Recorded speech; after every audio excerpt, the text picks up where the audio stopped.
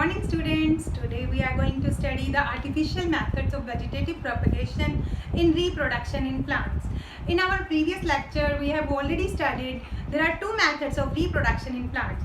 First method is asexual method of reproduction and second method is sexual method of reproduction. In asexual method of reproduction we have studied budding, fission, fragmentation and sporulation. Then we studied natural method of vegetative propagation. So today we are going to study the artificial methods of vegetative propagation.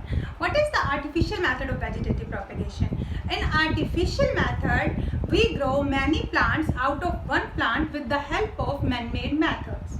We use artificial methods of vegetative propagation in agriculture and in horticulture.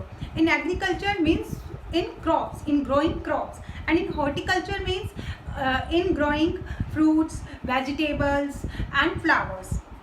Okay, there are various methods of artificial vegetative propagation. Artificial methods of vegetative propagation. First method is stem cutting, second is layering, third is grafting and fourth is tissue culture. Now I am going to explain these methods one by one. First artificial method of vegetative propagation is stem cutting. What is stem cutting method?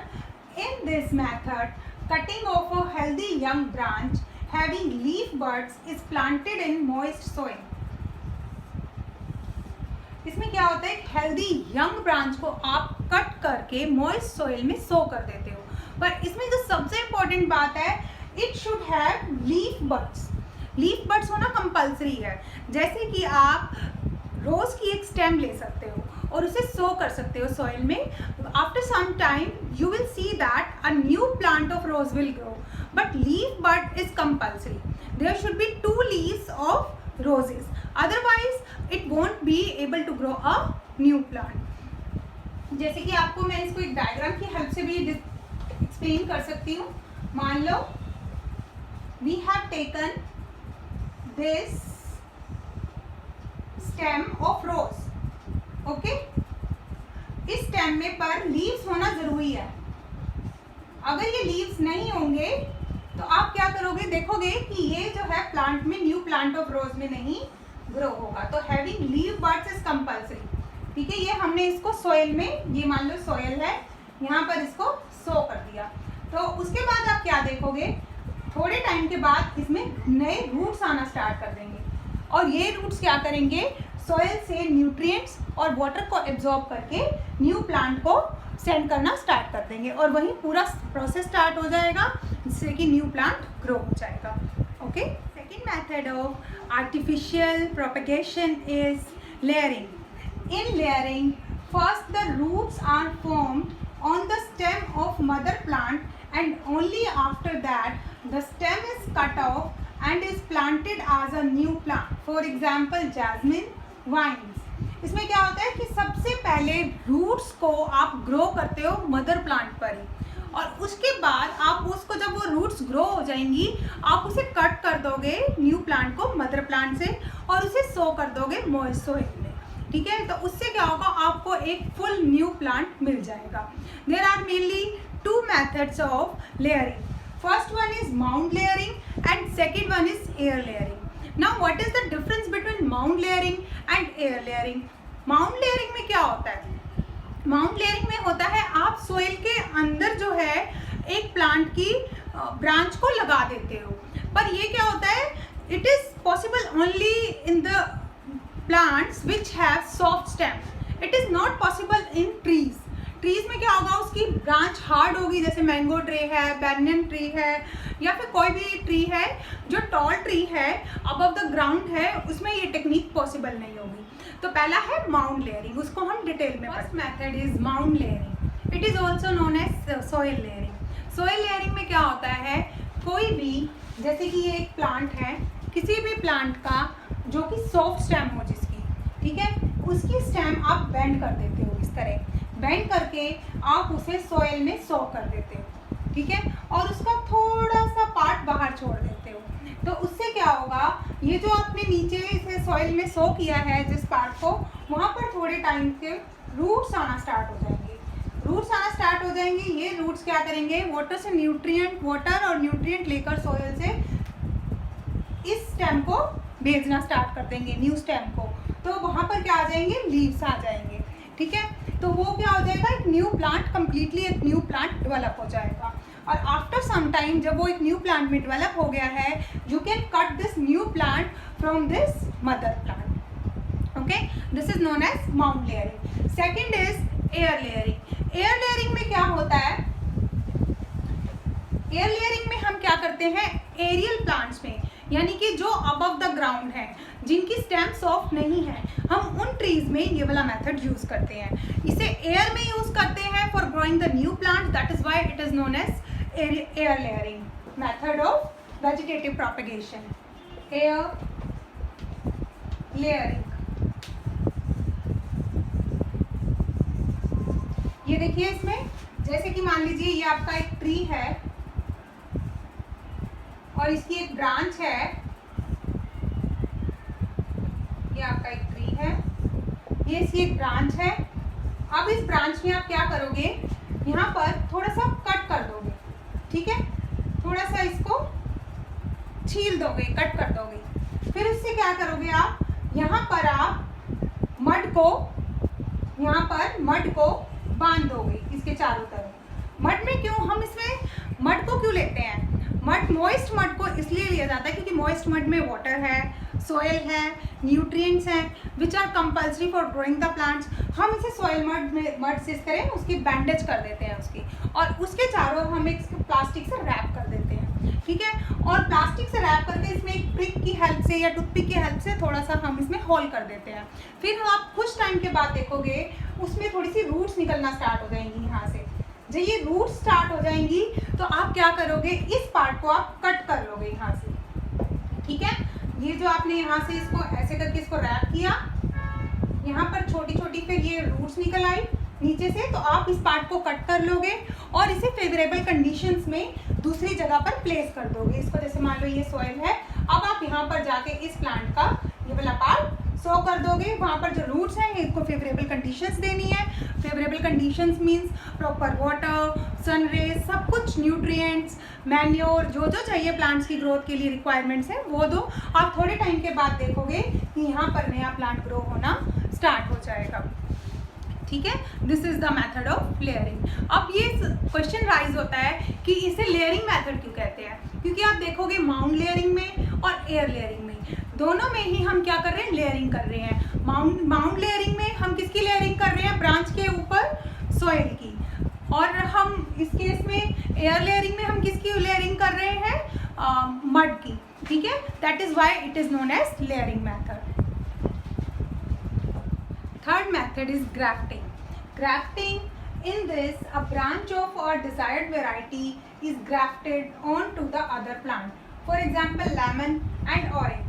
इसमें क्या करते हैं, जो भी आपको desired variety के plants होते हैं, एक नीचे से हम उसका रूट्स वाला पार्ट ले लेते हैं और ऊपर से दूसरी ब्रांच वाला पार्ट ले लेते हैं। दूसरे इसमें क्या कर सकते हैं, हम डिफरेंट ट्रीज को ग्राफ्ट कर सकते हैं, मतलब एक ही ट्री में, एक ही प्लांट में आप टू डिफरेंट प्लांट्स की क्वालिटी ला सकते हो। जैसे कि आप लेमन एंड ऑरेंज, अगर आप उसको चाहो तो एक ही प्लांट में ग्रो कर सकते हो with the help of grafting.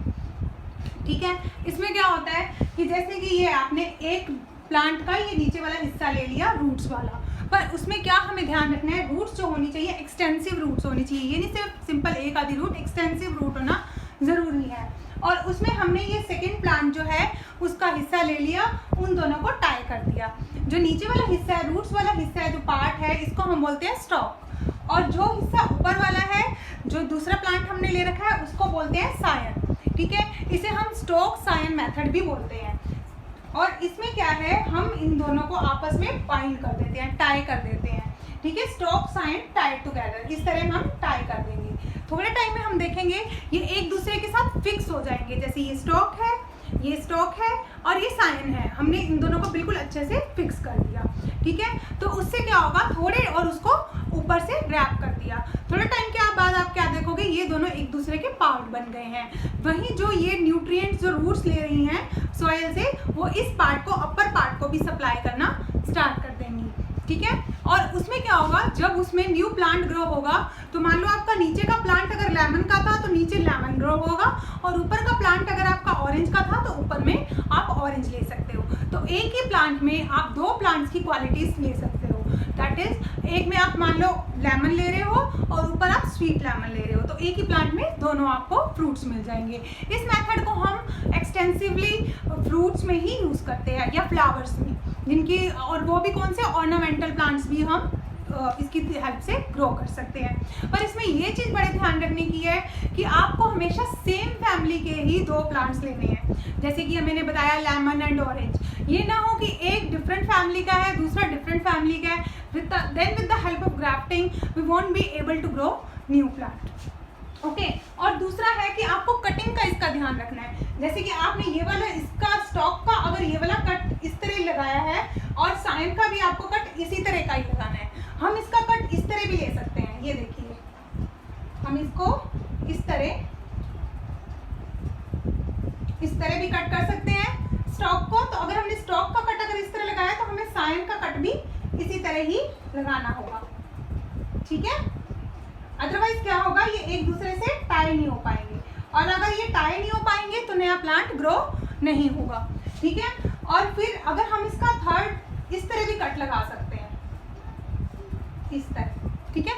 तो हमें जो, अगर हमने स्टॉक का कट इस तरह लिया है तो हमें साइन का कट भी इसी तरह ही लेना होगा, ठीक है। और हमें ये जो जरूर ध्यान रखना है कि एक दूसरे के साथ ये बिल्कुल अच्छे से टाई हो सके। अगर ये एक दूसरे के साथ फिक्स नहीं होंगे तो कभी भी नया प्लांट ग्रो नहीं होगा, दोनों एक दूसरे से जुड़ेंगे ही नहीं और कभी भी दोनों एक दूसरे का पार्ट नहीं बन पाएंगे। तो ग्राफ्टिंग क्या है, ग्राफ्टिंग बहुत ही अच्छा मेथड है, क्योंकि इससे आप क्या कर सकते हो, एक ही प्लांट में डिफरेंट प्लांट्स की वैरायटीज को लेके आ सकते हो, ओके, क्वालिटीज को लेके आ सकते हो।